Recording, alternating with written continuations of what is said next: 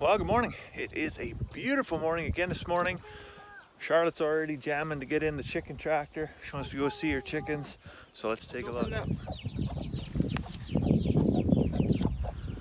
Hey, good morning, chickens.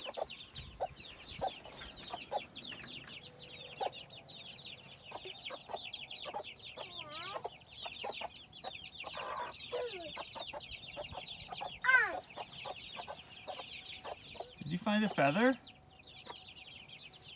Pretty. So today we're gonna do a bit of garden harvest. We're gonna pull our Swiss chard out, and I think we might even dig a few potatoes out, and we're gonna move the pigs into a new section of the garden. Also, good news story. Remember yesterday's video, we had a flat tire on the tractor. There's not too many days actually we don't have a flat tire or a dead battery around here. So we do have a dead battery on the cultivator tractor, but this one fixed yesterday with the front tire we fixed yesterday, and I'm actually impressed to say there's still air in it. Anyways, as you can hear, the mob of chickens, they are hungry. So we're gonna go feed them right now. Come on, chickens. Come get your breakfast. Come on. There you go feed your chickens. Oh, you dumped it out already. Here, I'll get you some more. Let's get some more. There you go.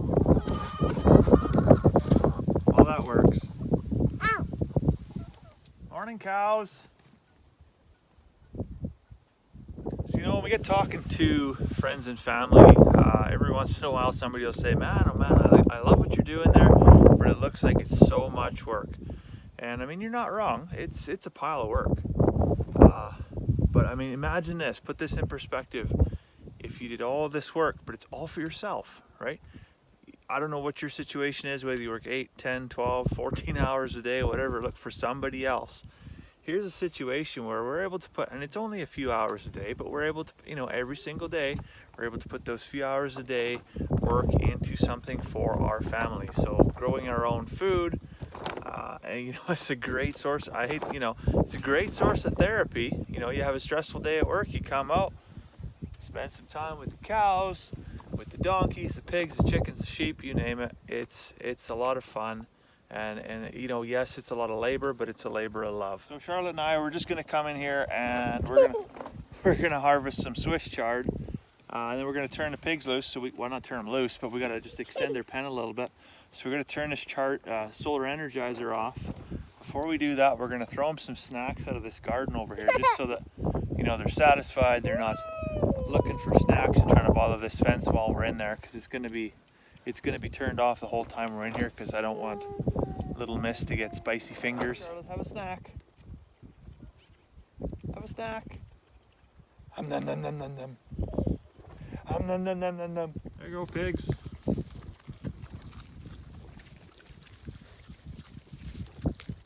Pigs just absolutely love Swiss chard. What I said earlier about spicy fingers, yeah, that's why we turn the Energizer off. Funnily enough, the pigs are in here, and there's all these broccoli plants, and they hardly even touch this broccoli. I don't know. Maybe they're like humans, they don't like broccoli. What's the matter? It's turned off. Oh, you can't play with your pigs. That's what's the matter. Do you want to go visit your pigs? They're right there. So we had an absolutely gorgeous Swiss chard crop this year. You can see how beautiful this is. The bugs haven't really bothered it. It's been pretty good. And we did turn the pigs loose in here the other day. They weren't supposed to get this far into the garden, but they did come in. So there's a few where they got a couple mouthfuls. And I didn't know pigs would love Swiss chard as much as they do, but turns out they love it. So you are now with us in our kitchen. You can see we're getting ready for canning season. We just harvested all this lovely Swiss chard.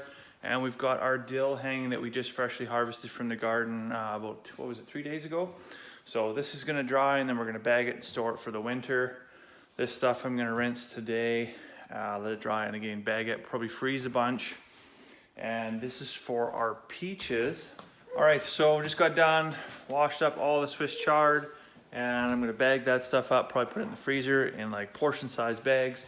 And then when we want some, we just pull out a bag out of the freezer, cook it up, and away we go. All right, well, I just got Charlotte down for a nap, and then I think I'm gonna either work on the sandbox, or I might do a little bit of stuff on a pig shelter. I'm not too sure. And later on I got to harvest some potatoes, probably take them out of the Mouse Miracle Garden. I think those ones are doing the best. Now the stuff on the harvesting, I mean, this is not by accident that I'm showing you this today. It's certainly not, it's for the aha moment. It's certainly not for the I told you so moment. But if you recall, you know, we're talking like February, March, when the whole like coronavirus got to North America and the world was going crazy and you couldn't get toilet paper in the grocery store. You know, we were planting potatoes and onions and all our herb gardens and getting all that stuff prepped so they could go into the garden. And so here we are now. It's what is it, the end of August. So for us, we haven't really been impacted a huge amount locally with the effects of the coronavirus. Now, just in recent weeks, you know, in the last month here, it's come to town, so to speak. And you know, there's going to be more and more restrictions. Life is going to get more difficult, and we're going to have to make some decisions on whether or not we want to go to town and go to the grocery store. And that was all part of this, you know, a little bit of foresight back at the beginning of the year, saying, you know, what do we need? Because when this comes to town, like, we're going to have to be ready for it. So there's a certain amount of, I mean, well, I wouldn't call it pride. It's not pride. It's, I guess, just a sense of recognition that, you know, having some foresight has had a positive impact on our ability to, you know, to make it through this whole thing. You know, from the meat chickens and every day getting up at 5 a.m. and moving that chicken tractor around, now having a full freezer, and the hours and hours and hours spent, you know, toiling in the garden, you know, trying to work with heavy clay and trying to get out all the weeds and all, you know, and here we are now, we're harvesting and we're going to fill our cold room with potatoes and carrots and peas and all our herbs. It's going to be fantastic. So all that upfront work is now going to carry us through the entire fall and well into the winter. So I'm pretty happy with the outcome there. All right, so the other day, well, I probably didn't win any Farmer of the Year awards because we moved our pigs into the garden. And I mean, shelter is really important, and we had some pretty adverse weather, but we didn't have a plan to move them and have like a mobile shelter that could go with them around the garden. So I want to build that today, but I'm also not winning any Carpenter of the Year awards because I have no idea where my impact drill is. We used it to build some raised beds over on the other side of the house. I'm not exactly sure where it is right now. All right, so the frame for the little hog shelter is done. It's not super huge. They're just little pigs, right? We know by the time they outgrow this thing, they're going to be back in the big pig pen. They're going to have the big pig house. So this is just something light and mobile. I can move around by hand. I got a sheet of tin over here I'm going to throw up on the roof. And I'm probably going to leave the back open just so the breeze can come through and clear everything out. It's not intended to really get them out of the wind. It's just really to get them out of the rain.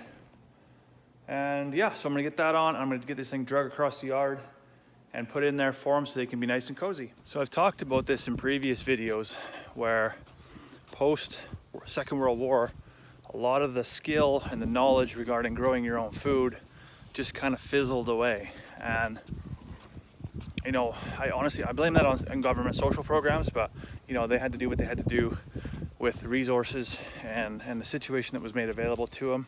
So here we are in today's day and age where we've got like 2, sometimes 3 generations folks that just don't know how to grow their own food. I mean, whose fault is that? It'd be pretty easy to just blame the old-timey folks. Why didn't you teach anybody? But honestly, we're looking here today.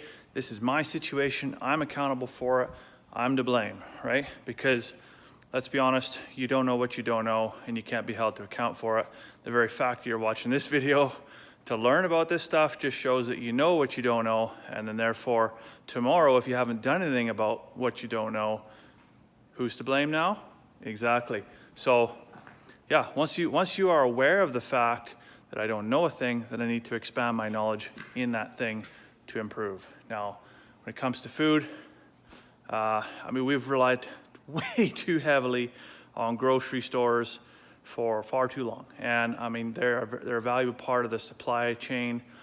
That doesn't mean that we shouldn't also contribute our portion to our own plate. And I mean, you don't have to go back very far, and it was a simple matter of, I mean, if you don't do the work, you don't eat. So, I mean, take that into account. So the little hog shelter's done now. I just got this old piece of tin. Yeah, it looks kind of ratty. It was sitting out back behind the sea can, so it's got, you know, some dirt and grass and stuff growing on it, but nothing goes to waste, right? Reclaimed materials are they're just as good. This is actually a leftover tin from when we built the shop. This is a tin that went up on the wall and on the ceiling with a couple pieces left over, you know, just cut off ends. So this is gonna work fantastic to keep our pigs nice and warm and dry. And I think they're gonna love it.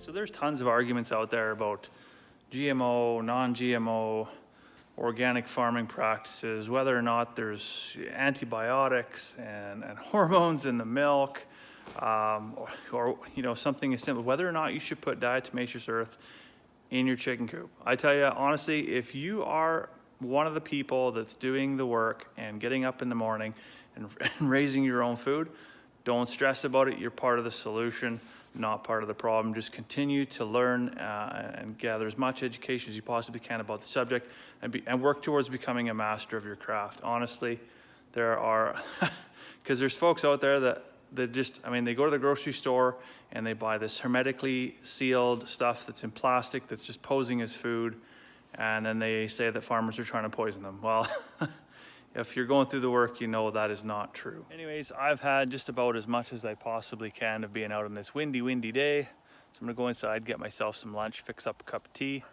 and I hope you enjoy the rest of your Sunday, and we'll see you tomorrow.